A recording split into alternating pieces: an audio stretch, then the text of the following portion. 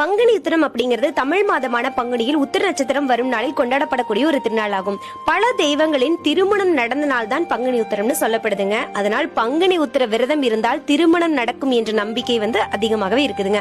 குறிப்பா இந்த நன்னாள் முருக பெருமானுக்கு மிகவும் உகந்த நாளாக கொண்டாடப்படுகிறது. பார்வதி பரமேஸ்வரர், ஸ்ரீரங்கநாதர், தெய்வானை முருகர் என தெய்வ திருமணங்கள் அனைத்தும் பங்குனி மாதத்தில் வரும் உத்திர நட்சத்திர நாளில் நடந்ததாக புராணங்கள் கூறுகின்றன.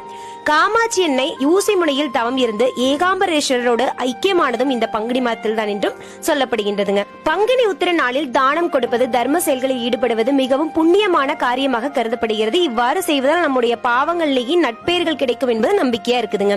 குடும்பத்தில் ஏற்படக்கூடிய பிரச்சனைகள், திருமண தடைகள் போன்றவற்றை நீக்க பங்குனி உத்திர நாளில் சிறப்பு பூஜைகள் செய்வது வழக்கமா இருக்குதுங்க. இந்த பூஜைகள் நம்முடைய வாழ்வில் நல்ல மாற்றங்களை ஏற்படுத்தி நேர்மாறான எண்ணங்களை வழங்குவதாகவும் சொல்லப்படுதுங்க.